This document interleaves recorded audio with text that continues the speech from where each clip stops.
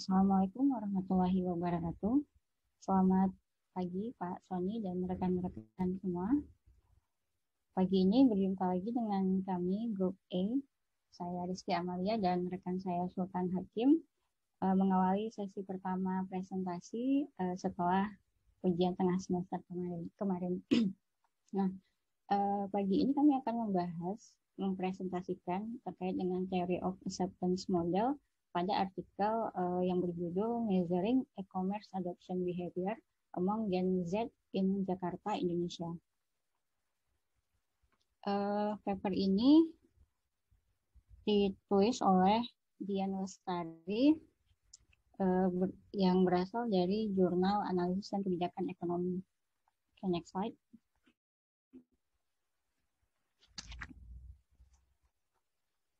Next slide.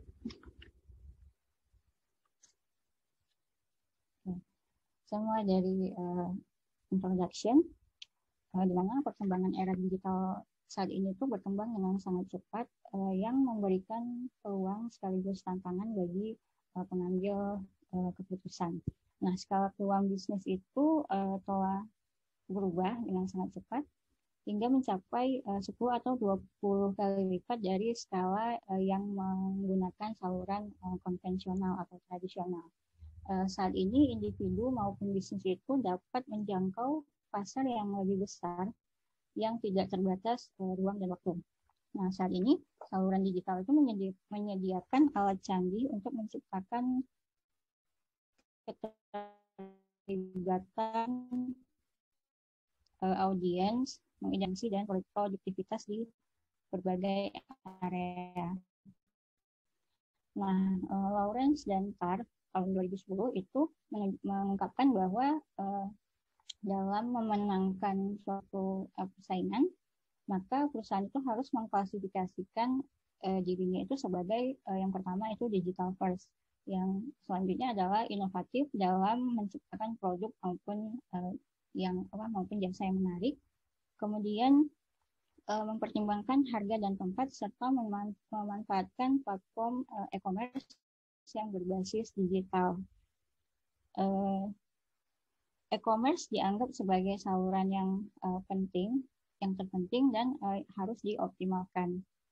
Bahkan media sosial saat ini itu seperti Line, Facebook, Instagram itu menyediakan fitur-fitur untuk mempromosikan suatu produk, tapi juga untuk menjual produknya itu secara online. Nah, oleh karena itu, mengapa memahami perilaku individu dalam adopsi e-commerce itu menjadi suatu alat yang ampuh untuk membantu pengambil keputusan untuk mengembangkan strategi yang unggul untuk bersaing di era digital sekarang ini. Dan sebagai alat yang membantu pembuat kebijakan untuk merumuskan kebijakan yang tepat. Sehingga aspek perilaku itu menjadi topik yang menarik untuk dikaji. Nah, selanjutnya, makalah ini bertujuan untuk menganalisis perilaku generasi Z dalam mengadopsi e-commerce. Nah, kenapa generasi Z? Jadi generasi Z ini merupakan generasi yang lahir di tahun 90-an dan besar di tahun 2000-an yang memiliki keunikan karakteristik dibandingkan dengan generasi lainnya. Jadi generasi Z ini memiliki karakteristik itu seperti self-awareness, persisten, realisme, inovasi, dan self-reliance atau kemandirian. Nah, generasi Z ini diperkirakan menjadi konsumen terbesar pada tahun 2020, yang mana pengeluaran langsung mereka itu sekitar $29 sampai dengan $143 miliar, dan 93% orang tua menyatakan bahwa mereka mempengaruhi pembelian dalam rumah tangga. Nah, dalam menganalisis perilaku ini ada 4 konstruk yang digunakan dalam penelitian ini, yaitu yang pertama adalah inovasi personal. Nah, inovasi personal ini merupakan motivasi dan keinginan untuk menerima dan mengadopsi produk dan layanan baru. Yang kedua adalah self-efficacy. yang menunjukkan bagaimana orang berpikir, percaya, dan merasa, dan merujuk pada keyakinan terhadap kemampuan seseorang dalam menyelesaikan suatu tugas. Yang ketiga adalah persepsi kegunaan. Ini merupakan persepsi keuntungan individu dalam mengadopsi e-commerce. Kemudian ada persepsi risiko, yang mana ini merupakan persepsi ancaman apa saja yang ancaman yang akan diterima oleh individu dalam mengadopsi e-commerce. Nah, selanjutnya penelitian ini juga mengeksplorasi aspek gender dalam mengadopsi teknologi informasi. Oke. Selanjutnya, rangka teori dalam penelitian ini itu menggunakan model Theory of Acceptance model, di mana model ini dikembangkan oleh Davis pada tahun 1989. Model TAM ini dikembangkan dari Theory of Reason Action atau TRA.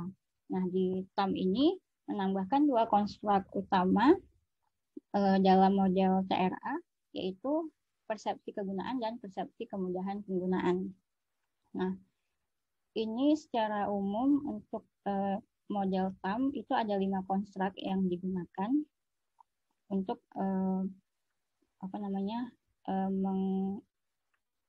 untuk penerimaan individu terhadap teknologi informasi. Yang pertama, yang seperti yang telah saya sebutkan tadi, adalah persepsi kegunaan.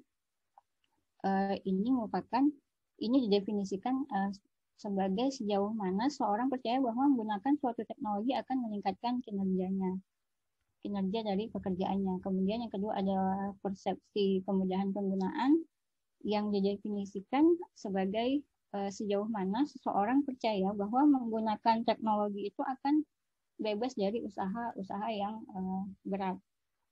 Kemudian konstruk yang ketiga adalah sikap, di mana ini didefinisikan perasaan positif atau negatif jika harus melakukan perilaku yang telah ditentukan.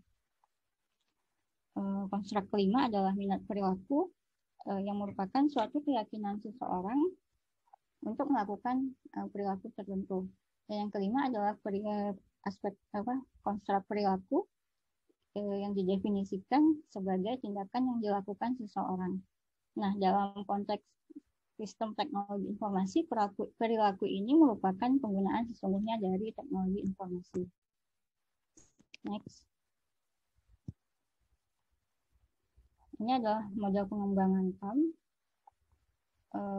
Jadi dalam pengembangannya ada variabel-variabel eksternal yang mempengaruhi persepsi kegunaan dan juga persepsi kemudahan penggunaan. Okay, next slide.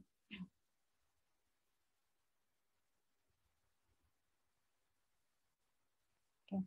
Dalam penelitian ini ada beberapa modifikasi TAM dengan teori yang terkait. Yang pertama adalah teori difusi, yang mana teori difusi ini dikembangkan oleh Roger pada tahun 2003. Difusi itu digambarkan sebagai proses mengkomunikasikan inovasi melalui saluran tertentu di antara anggota suatu sistem. Dan komunikasi dapat dijelaskan sebagai proses menciptakan dan berbagi informasi antar individu untuk mencapai pemahaman bersama. Selanjutnya ada Theory of Reason Action. Theory of Reason Action ini merupakan model yang memberikan wawasan untuk memprediksi niat melakukan suatu perilaku berdasarkan sikap dan keyakinan normatif individu. TRA ini dikembangkan oleh Adzen dan Vision pada tahun 1969. Nah, selanjutnya teori TRA ini dikembangkan menjadi Theory of Planned Behavior, di mana ada 3 faktor niat perilaku berdasarkan teori ini, Theory of Planned Behavior atau TPB, yaitu sikap perilaku, norma subjektif, dan persepsi pengendalian atau persepsi kontrol. Nah, konstruk yang digunakan dalam penelitian ini untuk Theory of Planned Behavior adalah konstruk self-efficacy dan perceived risk. Dan untuk yang teori diffusi itu menggunakan inovasi personal. Selanjutnya, e-commerce di Indonesia. Nah, Indonesia itu menggunakan pengguna internet di Indonesia itu termasuk pengguna yang paling aktif di dunia, terlepas dari infrastruktur TI-nya yang tidak terlalu kuat dan penetrasi internet yang rendah. Namun pengguna internet di Indonesia itu paham teknologi. Nah, e-commerce di Indonesia itu berkembang dengan sangat cepat dan memberikan banyak peluang bagi perkembangan e-commerce di Indonesia. Nah, tercatat bahwa dari pasar e-commerce di Indonesia ini memberikan banyak peluang dan menerima investasi sekitar 2,5 miliar dolar sejak 2015. Nah, jumlah pembelanja online Indonesia diproyeksikan mencapai 119 juta pada tahun 2025. Nah, beberapa e-commerce lokal di Indonesia juga termasuk sebagai perusahaan unicorn di ASEAN, yaitu Tokopedia, Traveloka, Bukalapak, dan Gojek. Nah, pertumbuhan e-commerce di Indonesia itu didukung oleh peningkatan penetrasi smartphone, peningkatan kelas menengah, investasi langsung oleh investor asing, dan pertumbuhan pembayaran digital. Next slide. Selanjutnya, pengembangan hipotesis dalam penelitian ini ada 9 hipotesis yang bisa dilihat pada slide. Yang mana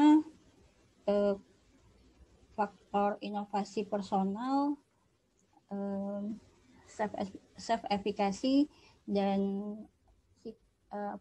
persepsi kegunaan itu dihipotesiskan memiliki efek positif baik terhadap niat maupun sikap dalam berpengaruh positif terhadap sikap dan juga niat dalam mengadopsi platform e-commerce. Sedangkan untuk persepsi resiko itu dihipotesiskan berpengaruh negatif terhadap sikap dan niat mengadopsi platform e-commerce. Dan sikap itu berpengaruh positif terhadap niat mengadopsi e-commerce. Oke, selanjutnya akan dijelaskan oleh Sultan Hakim.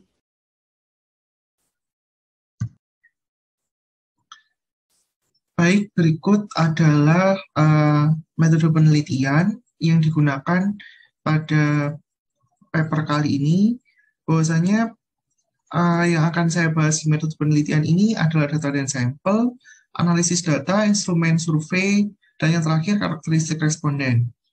Bahwasanya pada data dan sampel ini artikel penelitian ini tuh tergolong penelitian kuantitatif, yang mana menggabungkan data primer untuk menganalisis adopsi individu terkait dengan e-commerce.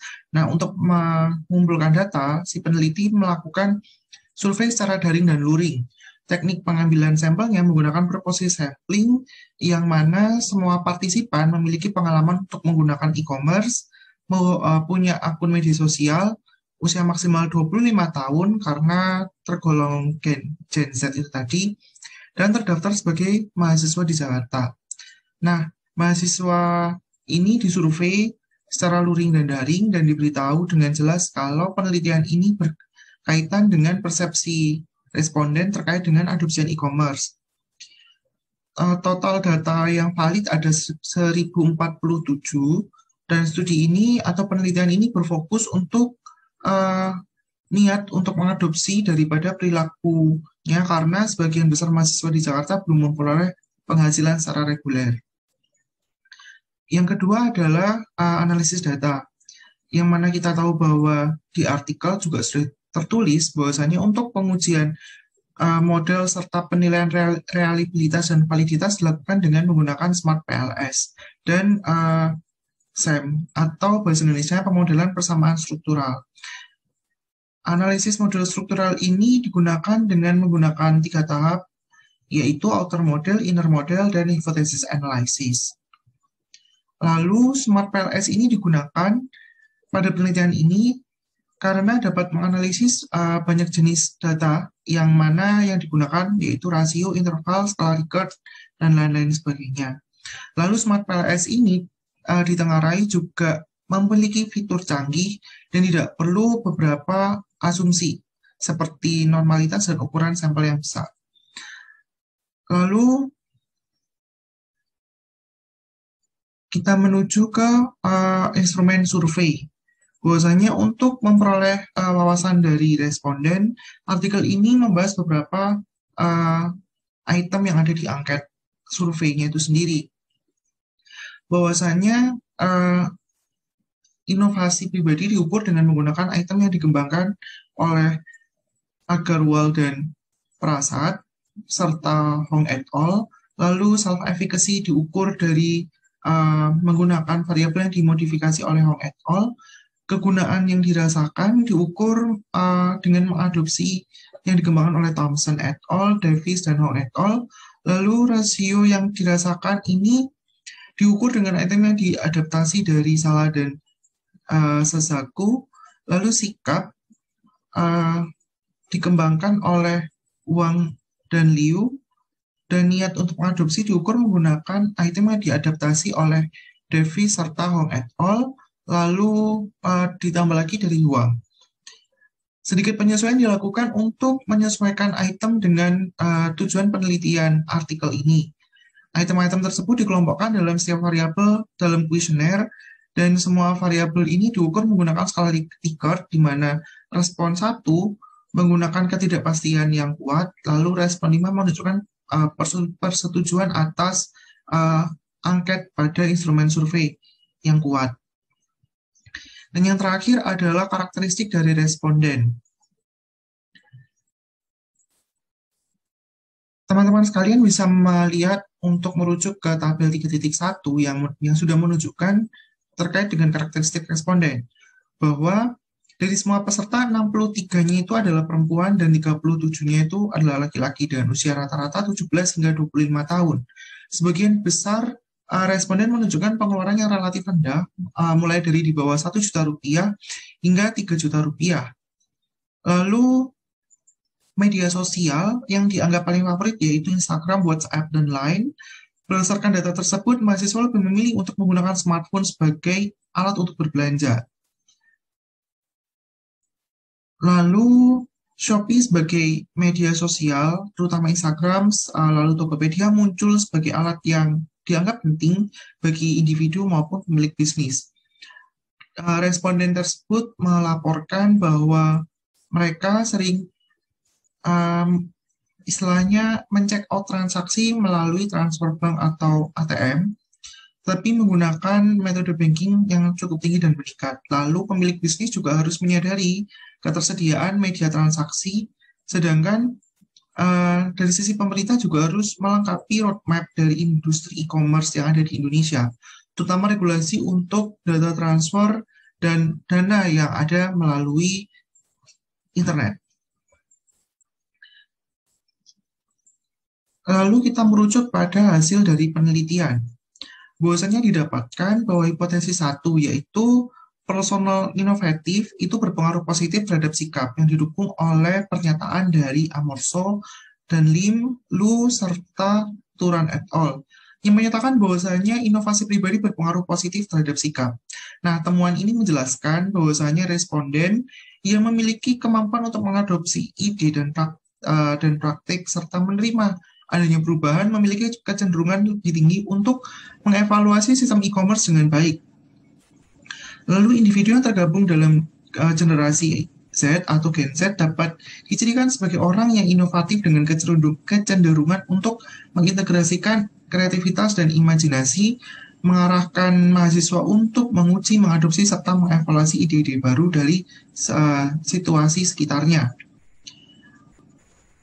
Nah, di sini inovasi pribadi ini mewakili kemampuan sistem untuk membentuk suatu motif dari individu untuk mengevaluasi produk atau layanan seperti yang dikemukakan oleh Amorso dan Lim di tahun 2015 dan menunjukkan bahwasanya mahasiswa atau responden yang inovatif dapat menjadi lebih terlibat dalam pengevaluasian suatu platform. Lalu menuju pada hipotesis kedua.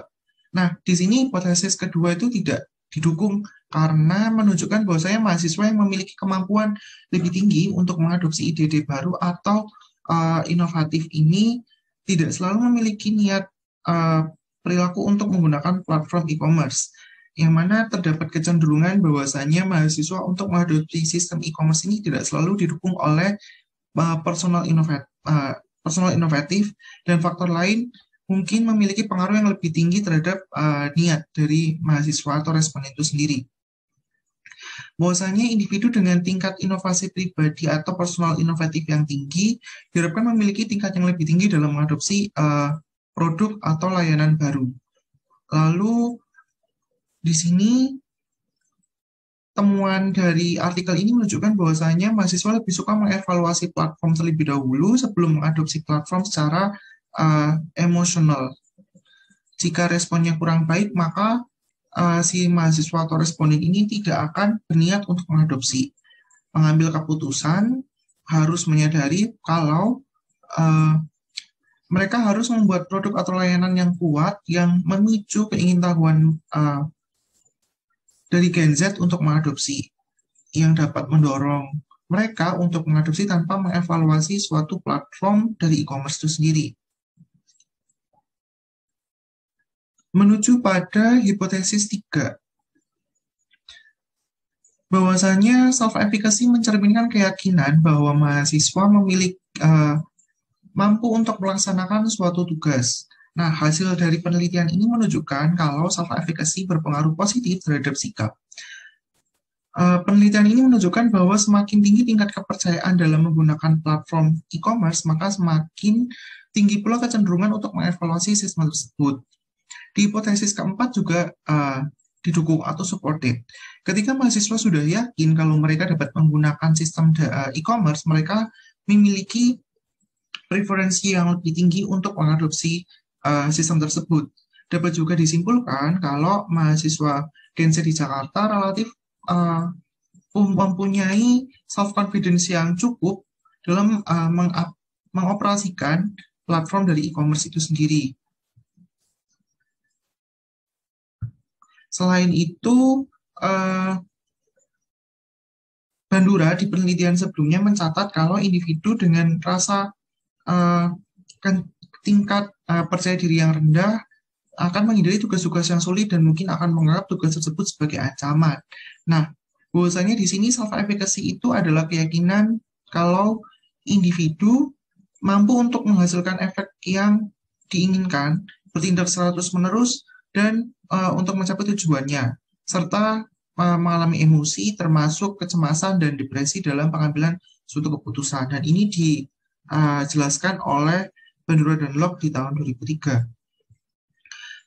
Meningkatkan self-efficacy sangat penting bagi pengambilan keputusan. Membuat strategi untuk memotivasi, menarik, dan mendidik penggunanya bisa menjadi alat yang penting. Lalu, upaya tersebut bisa dimulai dengan membuat suatu positive campaign untuk menggunakan platform e-commerce, memberikan panduan yang jelas, dan membuat platform atau fitur yang ramah pengguna. Lalu, regulator sebagai halnya pemerintah juga harus memberikan regulasi yang jelas untuk perlindungan konsumen dan mendukung bisnis e-commerce ini seperti dengan menyediakan regulasi konten, menciptakan kesadaran dan menyediakan infrastruktur TI yang memungkinkan individu untuk menciptakan value lewat e-commerce. Lalu menuju ke hipotesis 5 dan 6 yang juga didukung atau supported yang menunjukkan kalau adanya manfaat atau kegunaan yang lebih tinggi yang dapat diperoleh oleh pengguna e-commerce dan dapat memotivasi individu untuk mengevaluasi dan mengadopsi dari platform itu sendiri. Jadi ketika individu yang mempersepsikan suatu produk atau jasa memberikan banyak manfaat akan mengevaluasi secara positif produk atau jasa tersebut, yang mana diharapkan mempunyai respon yang positif terhadap produk atau jasa tersebut. Nah, tanggapan positif ini dapat mengarah pada tingkat niat yang lebih tinggi. Dengan pesatnya pertumbuhan online shopping, niat akan bergantung pada penilaian positif dari suatu produk. Lalu, Hasil dari artikel ini juga menyarankan agar pemilik bisnis membuat platform e-commerce yang memberikan manfaat lebih dan lebih kreatif dalam attaching for new consumer, khususnya dari mahasiswa atau Gen Z. Nah, pemilik bisnis ini dapat berfokus pada penyediaan produk atau layanan yang lebih luas, membuat situs web dengan tata letak yang menarik, lalu menghasilkan platform e-commerce yang ramah pengguna, dan sementara sebagai regulator, yaitu pemerintah, dapat mendorong warganya dengan meningkatkan infrastruktur dari TI itu sendiri. Lalu menuju ke hipotesis 7 dan 8, yaitu resiko yang dirasakan berpengaruh positif terhadap niat untuk mengadopsi e-commerce. Nah, temuan ini menunjukkan kalau mahasiswa di Jakarta tidak menganggap platform e-commerce ini berisiko dan cukup aman untuk melakukan berbagai tugas melalui sistem e-commerce. Beberapa studi mengklasifikasikan bahwasanya Gen Z sebagai digital native yang terkait erat dengan teknologi digital karena individu ini menggunakan teknologi untuk bersosialisasi, belajar, menghabiskan waktu luangnya, melakukan beberapa tugas. Dan yang sangat berbeda dari generasi lain, saat ini banyak aktivitas yang dapat dilakukan dengan menggunakan teknologi termasuk belanja online. Oleh karena itu, individu Gen Z menganggap belanja online aman dan tidak masalah, dan peluang dalam adopsian teknologinya itu juga cukup aman. Terakhir, bahwasanya suatu sikap ini berpengaruh positif terhadap niat untuk mengadopsi e-commerce. Nah, artikel ini sebagai temuannya menunjukkan kalau semakin tinggi kecenderungan individu untuk mengevaluasi suatu platform, maka semakin tinggi preferensi terhadap adopsian dari e-commerce ini sendiri. Lalu hasil ini juga sejalan dengan penelitian sebelumnya yang menyelidiki tentang teori dari perilaku individu seperti TAM, TRA, dan TPP, karena terdapat potensi ekonomi yang lebih tinggi dalam online retail, termasuk pengambilan keputusan yang harus membuat strategi untuk memenangkan persaingan dan memahami perilaku individu yang dapat menjadi alat yang tepat untuk merumuskan strategi tersebut. Lalu dilihat juga adopsian dari gender. Nah, masalah gender ini muncul sebagai topik penting di kalangan akademisi, pemerintah, dan decision maker. Penelitian ini juga menilai aspek gender untuk menguji adopsian e-commerce di antara Gen Z karena masing-masing individu punya istilahnya punya masalah juga dalam pengadopsiannya. Jadi teman-teman sekalian bisa langsung merujuk ke tabel 4.5 yang menunjukkan bahwasanya hasil asesmen gender dalam adopsi e-commerce di kalangan mahasiswa di Jakarta. Nah, temuan tersebut mengungkapkan bahwasanya beberapa karakteristik yang berbeda dengan terkait dengan jenis kelamin dibandingkan dengan total sampel. Baik mahasiswa perempuan maupun laki-laki pada dasarnya mempunyai kesamaan karakteristik. Inovasi pribadi meningkatkan keingintahuan mahasiswa perempuan dan cenderung untuk mendorong mereka untuk mengevaluasi produk atau layanannya.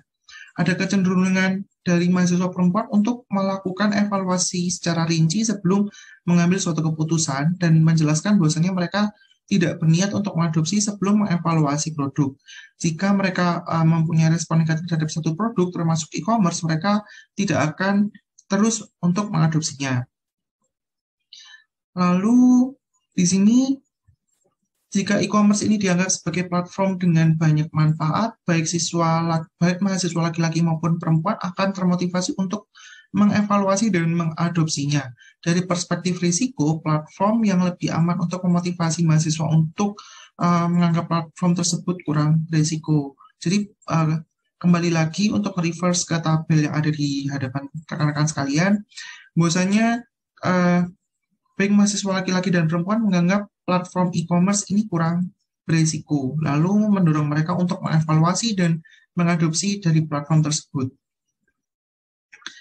Lalu kita sampai kepada simpulan dari artikel. Nah, simpulan dari artikel ini menunjukkan bahwasanya inovasi pribadi individu berpengaruh positif terhadap sikap tapi tidak mempengaruhi niat individu untuk mengadopsi dari e-commerce. Self-efficacy memiliki efek positif atau supported pada sikap dan niat mahasiswa untuk menggunakan platform e-commerce. Lalu penggunaan yang dirasakan juga memiliki pengaruh positif terhadap sikap dan niat untuk menggunakan platform e-commerce.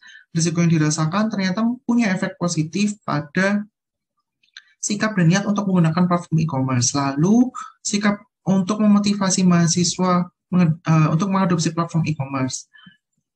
Artikel penelitian ini juga mengkaji aspek jenis kelamin atau gender, bahwasanya menunjukkan kalau mahasiswa perempuan biasanya lebih emosional dalam mengambil suatu keputusan dibanding mahasiswa laki-laki yang lebih rasional seperti yang sudah saya jelaskan tadi. Lalu artikel ini mempunyai suatu implikasi kalau implikasi yang pertama yaitu memahami perilaku individu penting untuk menentukan preferensi individu dalam mengevaluasi produk atau jasa.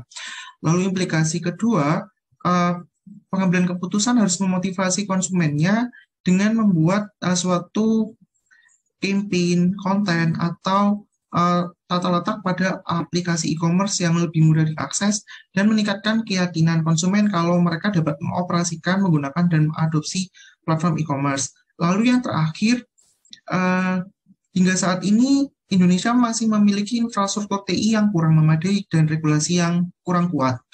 Lalu di sini pemerintah harus lebih memperhatikan dan memberikan akses yang lebih baik, serta membuat regulasi yang lebih baik untuk mengelola bisnis dan pelindungan konsumen karena potensi dari ekonomi suatu e-commerce ini yang relatif cukup tinggi. Demikian presentasi yang dapat kami sampaikan dan kami sajikan. Kurang lebihnya mohon maaf. Sampai ketemu di hari Rabu pagi pada kelas SI KKM. Sampai jumpa. Assalamualaikum warahmatullahi wabarakatuh.